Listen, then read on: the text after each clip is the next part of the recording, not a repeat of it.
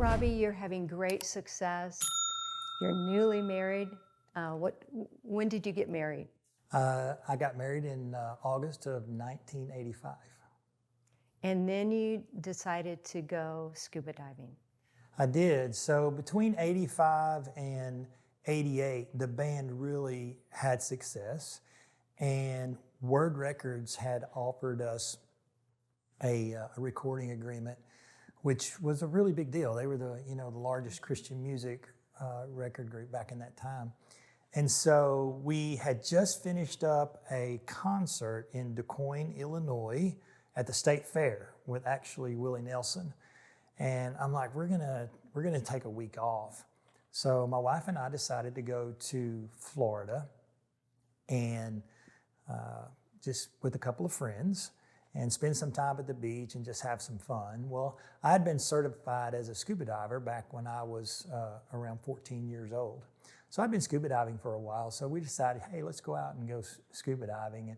And little did I know that that day would pretty much change, everything for me. So we went out scuba diving, and we were on a reef, scuba diving about an hour and a half out in the ocean, Panama City, Florida. And I noticed when I was trying to get back onto the boat, I felt a little numb in the lower part of my body.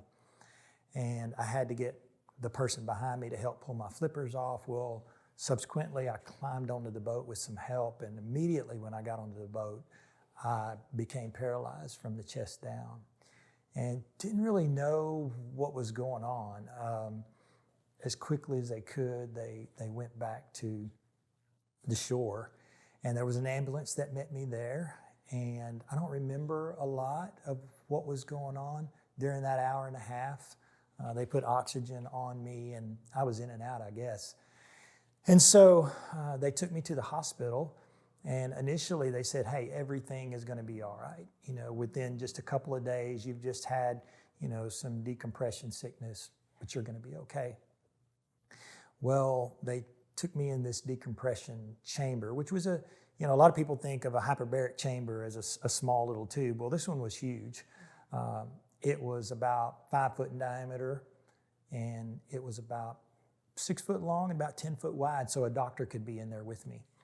And they took me down in there for 54 hours the first time, and I expected to see some change. There was no change. How many days after the accident right away did they take you into Oh, for sure. Okay.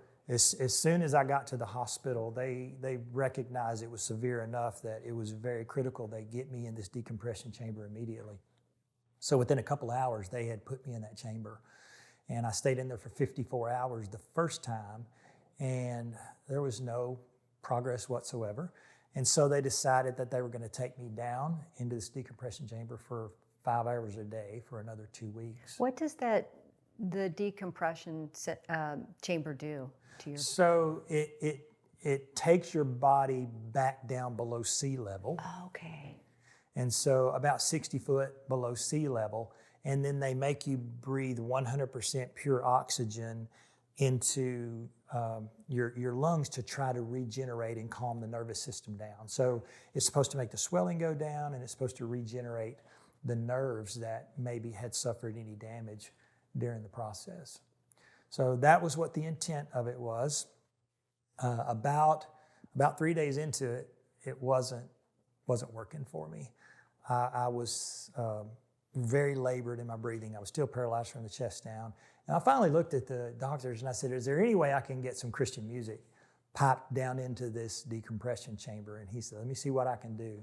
So the next day, they said, yeah, well, we figured it out. We've got a radio station we found. So they turned it on. They started playing the music. And I like to tell the story. One of the first songs that came on was a song that I had written in 1987, and it was called There's a Resting Place in Jesus. And little did I know that when I wrote that song in 87, God was going to use it to minister to me that day. And the song says there's a resting place in Jesus. When your body's weak and your spirit's tired, there's comfort in his arms. There's not a more peaceful, easy feeling than the rest assured in my Savior's loving arms. And I heard that. It brought peace to me. I looked at the doctor and I said, I wrote that song. And the doctor smiled at me and he said, people hallucinate when they're down in this chamber. Did he know you were a singer and He songwriter? didn't. Well, he didn't, must. not till that point. Yeah. So it was kind of a funny moment. What did you say? No, really, I did. I did. I said, really, I wrote that song. And I got my wife, Vanessa, to vouch for me. And so yeah, it was a funny moment. What was she going through at this time? At this particular time, I think she was okay because we didn't really know the severity of what was going on, because I spent another 2 weeks there, and finally the doctor said, hey, we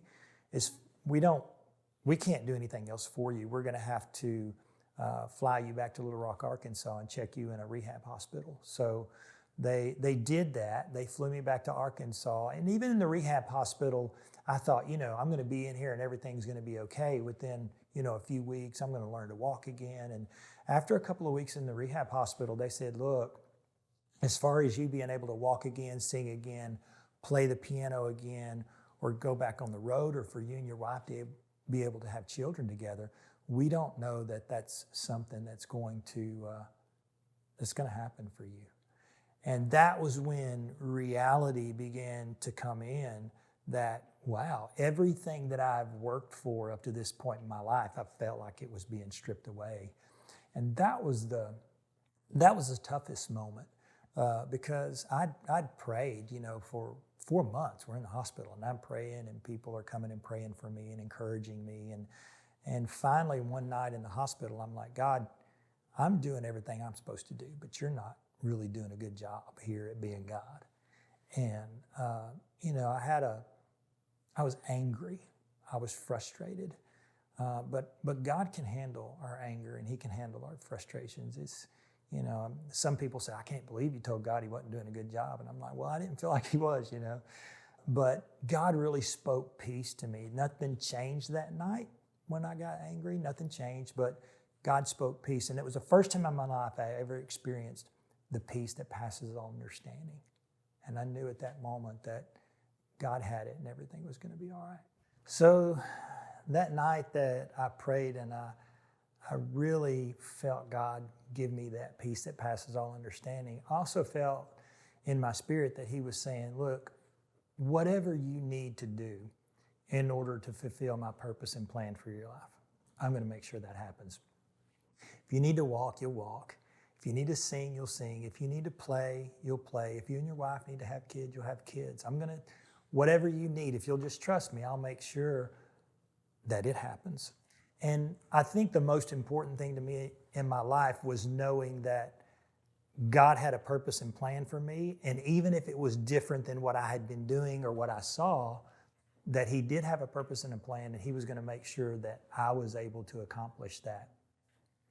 And that was really what I needed.